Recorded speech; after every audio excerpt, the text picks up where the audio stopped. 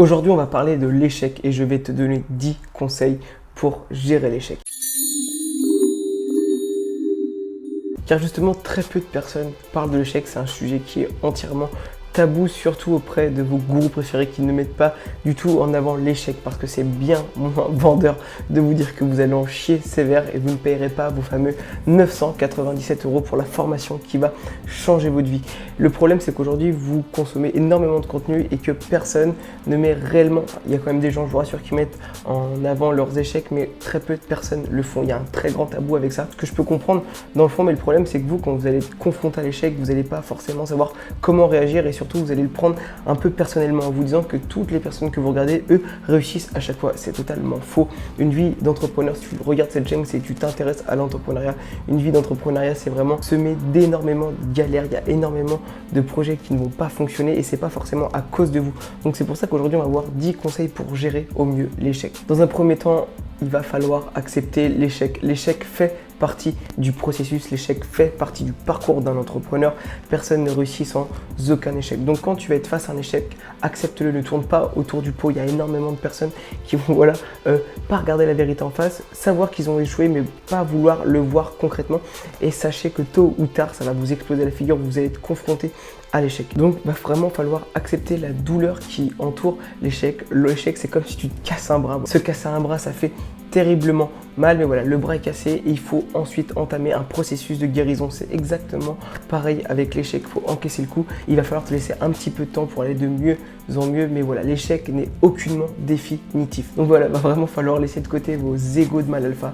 Échouer, c'est normal, échouer, ça fait mal, tu vas échouer comme tout le monde, personne ne réussit sans aucun échec. Vraiment, c'est très très grave de penser le contraire et surtout, il faut vraiment que vous en ayez conscience quand vous allez entreprendre vos projets. Ça fait partie du processus et c'est totalement normal. Justement, dites-vous qu'un entrepreneur, c'est quelqu'un qui va échouer 10 fois et qui va se relever 10 fois. Et je vous assure qu'accepter la douleur qui va avec l'échec, ça va vraiment vous permettre d'aller de l'avant. Vous allez pouvoir entamer ce qu'on appelle la phase de guérison. Il y a un échec, ok, c'est bien, j'en prends conscience et je repars de l'avant. Si vous restez bloqué face à ça, si vous fuyez le fait que ça fait mal, que vous avez échoué, je vous assure que vous n'avancerez pas et qu'il faut absolument passer par cette phase post-échec où il faut prendre un petit peu de temps pour peser les pour et les contre et justement on verra ça dans un second point. Il va vraiment falloir séparer ta personne de l'échec. C'est le conseil numéro 2, sépare ta personne de l'échec. Pourquoi? Parce que parfois, donc il y a des fois ça va être de votre faute, mais il y a aussi énormément de fois où ça ne va pas être de votre faute.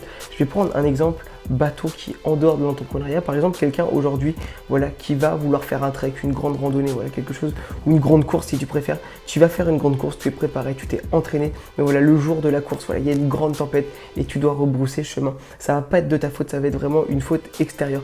Et c'est pour ça qu'il faut pas vraiment se concentrer que sur soi et l'échec avec soi.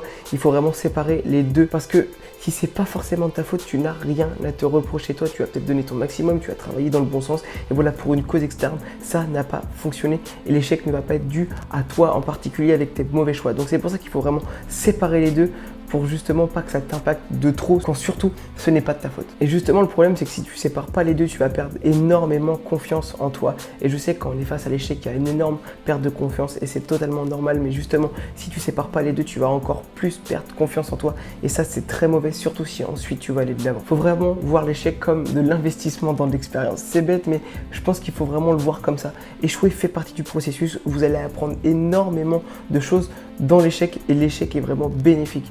Donc vraiment vois ça comme de l'investissement sur ta propre personne. Aujourd'hui tu as des échecs, ça veut dire que tu as essayé d'entreprendre et ça déjà c'est très très bien. Il faut vraiment comprendre que l'échec est vraiment très très très bénéfique, même si je vous assure c'est totalement désagréable. Enfin, j'ai beau vous parler de ça, même moi aujourd'hui quand je suis confronté à l'échec, je vous dis pas que c'est quelque chose d'agréable. Il y a vraiment un côté qui est très très frustrant, mais il faut vraiment séparer les deux et il faut vraiment accepter, comme je l'ai dit dans un premier temps, la douleur. Parce que c'est pas agréable, mais c'est ultra bénéfique. Justement, mon conseil numéro 3, ça va être de te faire une petite liste de tout ce que tu as appris avec l'échec. Comme ça, tu vas vraiment te rendre compte de tout ce que l'échec a pu t'apporter. Par exemple, prenons un exemple bateau. Demain, tu veux lancer ta marque e-commerce, tu as ton produit, tu as ton univers, tout est prêt.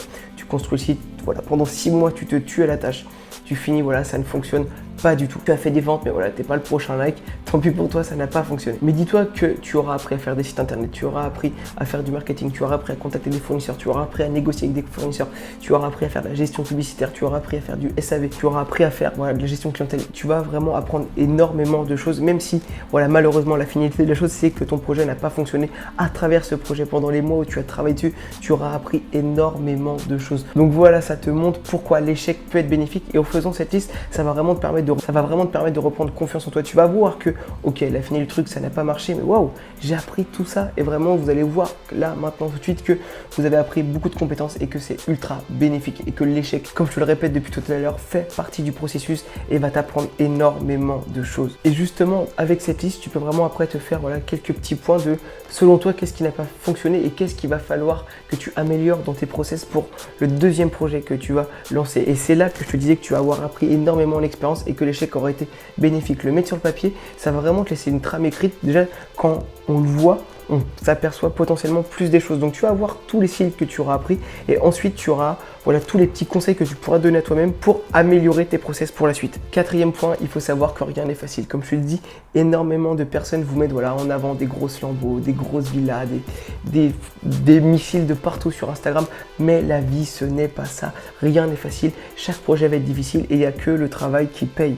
Et le problème c'est que vous consommez du contenu auprès de personnes qui ne vont pas forcément le mettre en avant. Donc il faut vraiment que tu gardes en tête que rien n'est facile, que les personnes que tu regardes vont pas forcément mettre en avant les échecs qu'ils ont eu. Toi tu vas vraiment voir le beau côté de la chose aujourd'hui. Aujourd'hui, quand on se connecte sur Instagram, on est tous moches, pauvres, gros, nos meufs sont moches. Vraiment, vous allez voir, c'est une catastrophe. Tout le monde, c'est un concours de beats géant sur Instagram. Et dites-vous que la vraie vie, ce n'est pas ça. Là, c'est juste du marketing. Les mecs veulent vous vendre quelque chose. Il faut vraiment le garder à l'esprit que ce n'est pas la vie et que vous allez rencontrer des échecs, que eux ont rencontré des échecs, mais que vont pas forcément le mettre en avant. Il faut vraiment que tu comprennes que la vie d'un entrepreneur, c'est pas voilà, te lever le matin, faire du x400 sur une nouvelle crypto-monnaie, que tu vas aller chercher ton pain en Lamborghini, ce n'est pas ça. Et comme je te dis depuis le début, l'échec fait partie du processus, et vraiment si tu ne rencontres pas d'échec, remets-toi en question, ça veut forcément dire que tu n'avances pas. C'est impossible de réussir tout ce que l'on entreprend dans son projet. Peut-être que voilà, ta trame, ton projet final, le lancement de ta marque, cela fonctionne, tu as lancé ta marque, ça fonctionne, mais tous les jours tu vas essayer des nouveaux angles publicitaires, des nouvelles créatives, voilà, des nouvelles pages produits, et ça ne va pas forcément prendre à chaque fois. Et même si voilà, c'est des échecs qui sont minimes, ça fait partie du processus. Cinquième point, il va falloir parler de ton échec. Encore aujourd'hui, c'est quelque chose avec laquelle j'ai du mal, parce que voilà, on est tous remplis de pudeur, mais parler de ton échec, ça va forcément te libérer. Tu vas te libérer ton esprit et tu vas pouvoir entamer ta phase de guérison beaucoup plus rapidement. Parfois aussi, en parlant de ton échec, tu vas rencontrer des gens, tu vas parler de ton échec voilà, avec des proches qui ont peut-être rencontré les mêmes choses que toi, et eux pourront avoir des enseignements à donner et vice versa. Vous allez pouvoir vous donner mutuellement des conseils et de la force. C'est pour ça qu'il ne faut pas rester tout seul dans ton coin, parce que vraiment c'est un cercle super vicieux. Tu vas pas aller de l'avant et ça va être très compliqué. Ça va être très compliqué derrière d'entreprendre, parce que tu auras toujours ça en tête, tu auras toujours ce poids en toi. Alors n'hésite pas en parler voilà, à tes meilleurs potes, à ta meuf, à ton mec, à ta famille. Je te demande pas de le raconter à tout le monde, mais vraiment je t'avoue que si tu parles à quelqu'un de tes échecs, ça va vraiment te libérer d'un poids, et je t'assure que je sais de quoi je parle. Sixième conseil que je vais te donner, c'est d'être fier d'avoir au moins essayé. Je suis pas partisan de ouais, le but, l'important c'est de participer. Non, c'est pas l'important, c'est pas de participer, il faut donner son maximum pour gagner.